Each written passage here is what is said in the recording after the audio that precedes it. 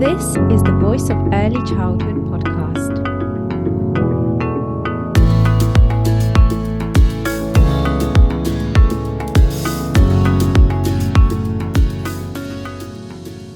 Hello everyone, welcome to the Voice of Early Childhood podcast. Today I have with me Aaron Bradbury, who is the Principal Lecturer at Nottingham Trent University, as well as author and trainer. Thank you, Aaron, for joining us this lovely day today. Thank you, Angelica, for asking me to come and speak to you. So we're going to be discussing joy in early childhood and really bringing the joy back in, because as we've talked with you, Aaron, that there's not enough kind of joy and positivity in the sector at the moment. Obviously that it's a tough time and there's a lot going on in terms of recruitment and retention and funding and all these things. But I know you say that it's just vital to bring that spark back in, isn't it? Absolutely. I think it's really interesting, actually, because when you look at what we're going through as a sector in the early years, and I don't mean just one thing, I mean, when you kind of look at all those things that have built up over time, and I think it has built up over time. For me, I think we've lost the joy of the role, the joy of the practitioner, and the joy that kind of comes back to how that relates to our practice within our settings. And there's multitudes of things that we can talk about, but I think we're just so caught up in the moment around this kind of top down. This is how it must be, because obviously there's certain policy drivers that this, and actually, I think it's really important that we just focus on what's right, for the now. I don't think we focus too much on the now. Yeah, that being it present, I guess, isn't it? And it's all about living in the moment, I guess, so to say. I know it kind of sounds a bit flowery, but if we kind of dwell too much on the past or really worry about the future, then we're not in the moment and enjoying our practice, our time with the children, but also not being our best selves for the children. Absolutely. And I think that's why I think, every time I do my talks, and I've heard other prominent speakers in the sector talking about joy. I don't think we're doing it because we don't agree necessarily with all of the policy changes.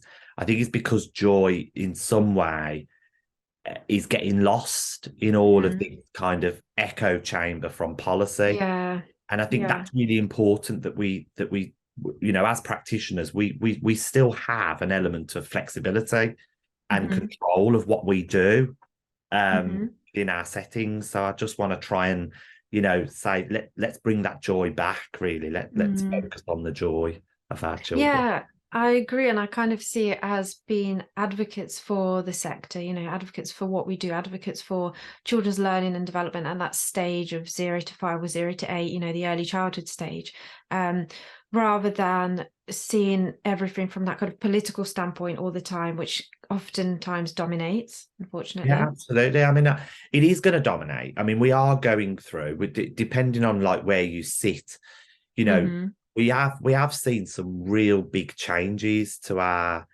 curriculum, to our approaches, even to the Ofsted framework. There has been a lot of change, and in the best of times, nobody likes change. We have got to be realistic. Nobody likes change. I mean, even for me, being on the peripheral, who's actually not in a setting and working with children, even those changes make you feel exhausted. And I think they've all come at once, really. And I can kind of see why they've come at once, because one feeds into another and all that type of stuff.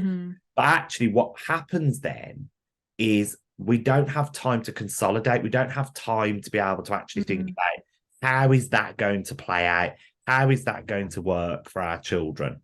And then our staff become overwhelmed, and they lose the spark. They lose that spark as to why am I here in the first place? What is, because you've just got this constant trickle, really, of things.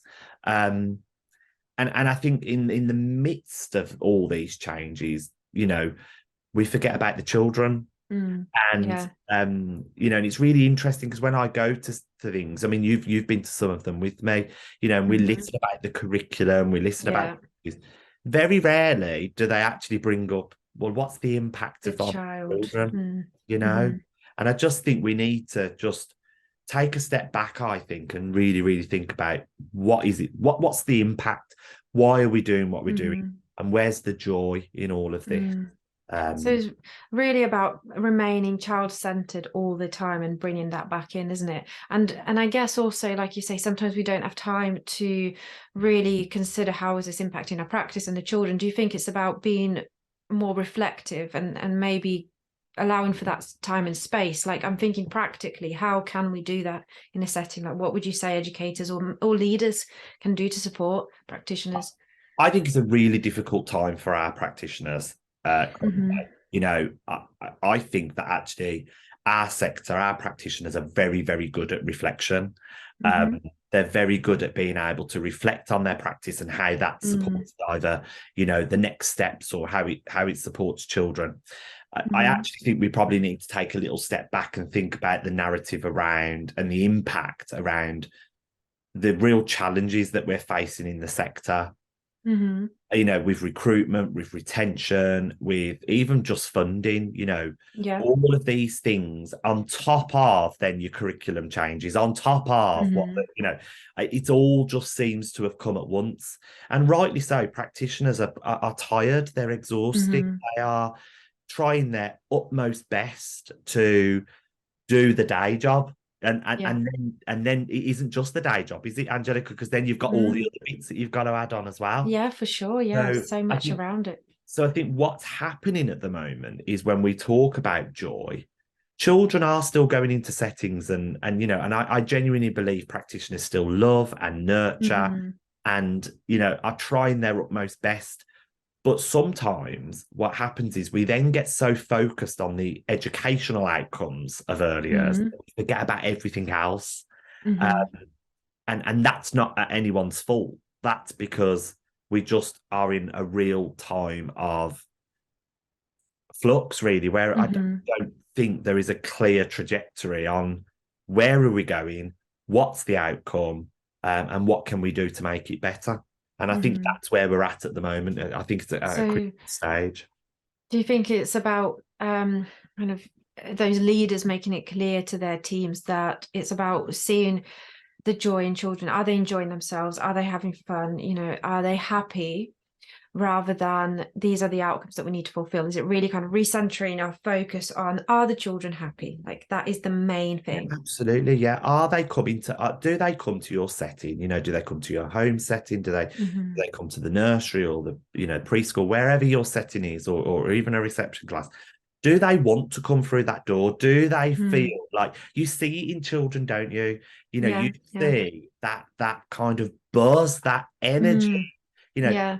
is that energy there? And if it's not, let's re-energize it. Let's Mm-hmm. bring that energy back. You know, let's reconceptualize. You know, we talk so much about curriculum and outcomes. Mm-hmm. Joy should be at the forefront of that, specifically for our Mm. youngest children. You know, Yeah. play is joyful.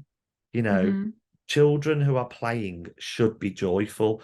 Children who are sitting at a table being made to, you know, write their name when, you know, before they've even done any pre-writing, you know, Mm-hmm. squiggles and mark making is just bizarre. It's just Mm-hmm. absolutely bizarre. Do you know what I mean? So, Yeah. you know, let's think of the now. What do children need now? And how can we make that more joyful for the now? Because I think that's really Mm-hmm. important. And I guess that really is brought about through those connections with the educator and the child and really understanding the child, you know, the whole key person approach, the unique child and building those relationships. That's where you can really bring that joy in because one, the child feels comfortable, you know, secure, they can trust you. That's the first step, isn't it? Before they can start to kind of feel joyful in the setting and you know what makes them feel joyful. Yeah, absolutely. I mean, you know that I speak very much around nurture and Yeah. why it's so important that we nurture that you know that concept really and how we go about that within our environment. And when I talk about that in the environment, I'm talking about Mm. not just, you know, us as practitioners, as professionals, but Mm. also what does the environment look like? Does it look inviting? Does it feel, Mm. you know, I mean, I'm gonna mention it. I think we're doing things because we think that's what people want us to do. So, Mm-hmm. you only have to go on Instagram really and see Mm. these tough tray Yeah. kind of things. Which actually, can I just say, even though they make me shudder, some of them look absolutely beautiful. Do you know what I mean? Yeah, they do. They Maybe some of these set up practitioners need to go provocations. into interior design or something, but actually what joy is that going to bring to our children? what Mm. what educational outcomes are bringing, what learning is taking place now? I'm seeing a lot of stick a lot of words in a tough tray and Mm-hmm. allowing children, one, children are not going to go to it because they're not going to be interested.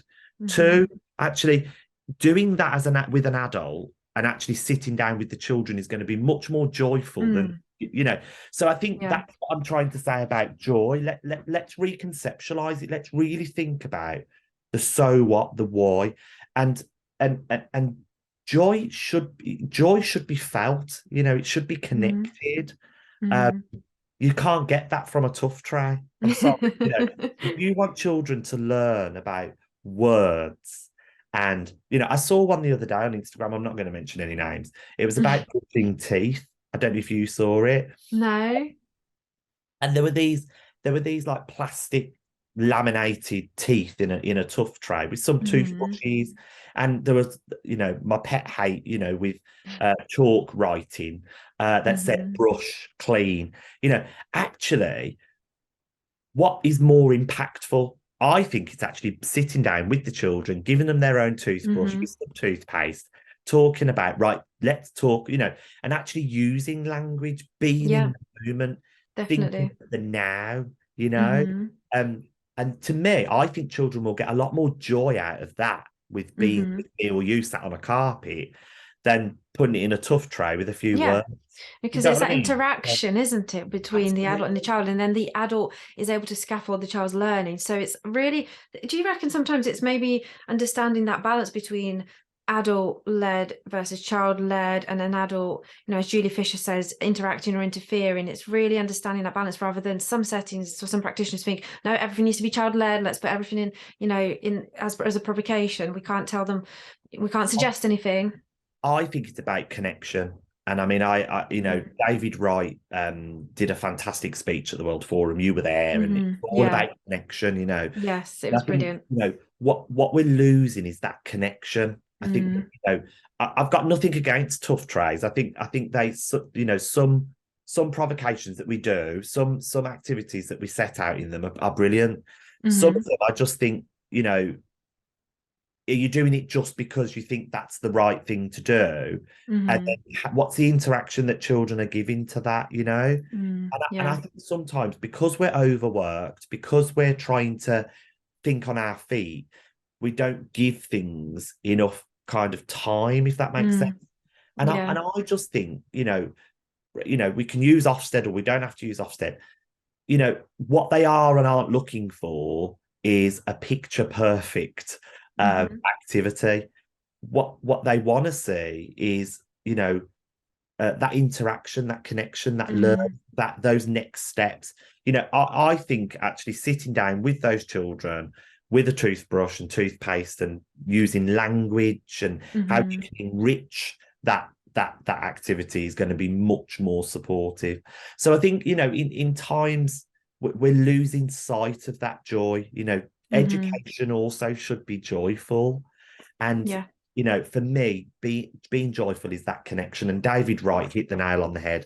You know, having that connection is so Mm-hmm, important. And I think we're focusing too much on activities and not really having that mm. connection with children. And I think having that joy really fosters that lifelong love of learning, doesn't it? Because that is what we're doing in early childhood. We're building those foundations for children to be able to be curious and be imaginative and have that want to learn and that desire and that passion to learn, rather than learning specific facts or skills. It's not about that. It's about them as a learner and constructing that. Yeah. Well, it's about joyful learning, isn't it? If the children are engaged and they're really, really enjoying that joyful learning, they're going to want to, they're going to become, it's going to support their learning. It's going to give them opportunities to become confident in their approaches to learning.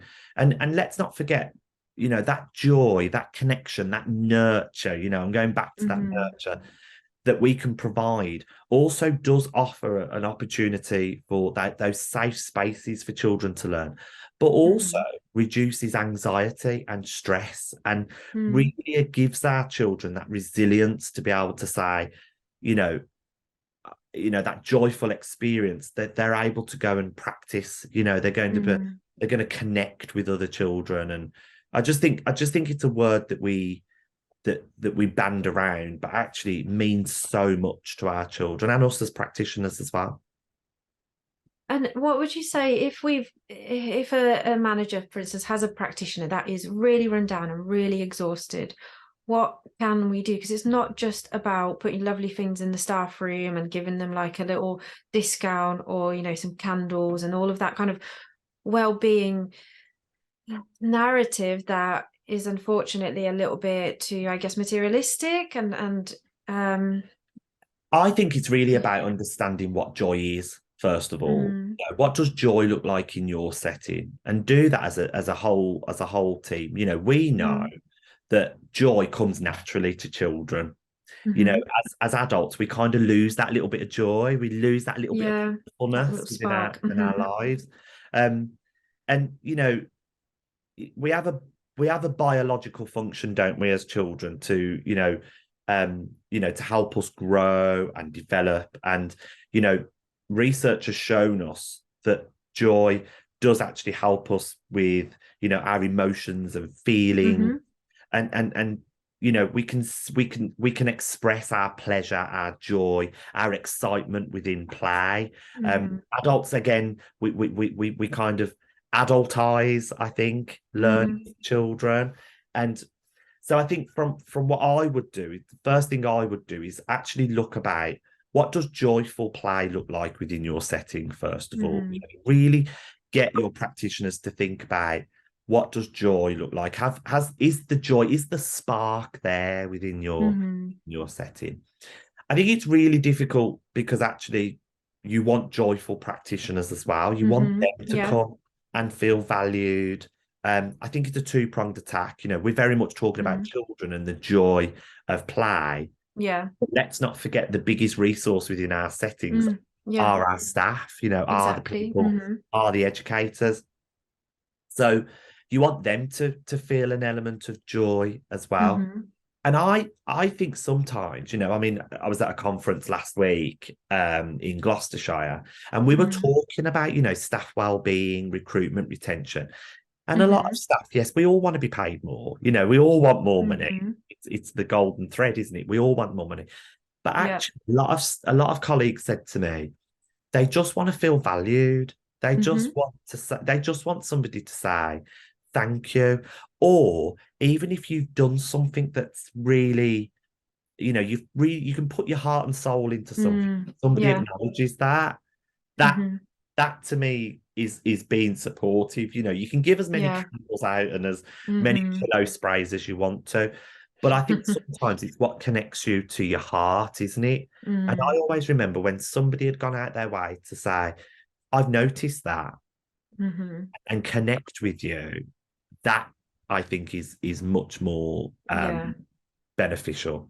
Yeah, it's going back to that connection element that you mentioned, isn't it? It's not just connection with the child and the family, and that's what we normally kind of see in our practice. It's connection between educators, between the leader and their team. It's making sure that, just how we say we need to know our child, we need to know our key, the key children. It's the leader needs to know their staff as well. Their team. But don't forget the leader in all of this as well. They're human, and who's taking care of the leader, the absolutely. manager. So I think that joyful practice, that spark that we're talking about, that nurturing ethos of through play, comes from everybody. It needs to be an ethos of everyone, really, rather than it just being, you know, about the learning, the joy can be brought across. It's a community, it's that connection.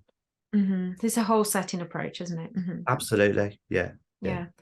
Oh, well, thank you, Aaron, for joining us on this podcast episode. I think it's been nice just kind of talking about joy, and it's really kind of bringing a bit of positivity in, I think. And what I encourage for our listeners to do is to join in this conversation about joy. If you want to really see what joy is about, I can give you the theorists, I can give you, you only have to go to, I can never pronounce the name, Professor Lavers, is it Lavers? Who highlighted the importance of well-being and involvement. And I'm seeing that within my own work around nurture, around that connectedness, and if we can connect with each other on, we bring that joy to our settings, really. Yeah, definitely.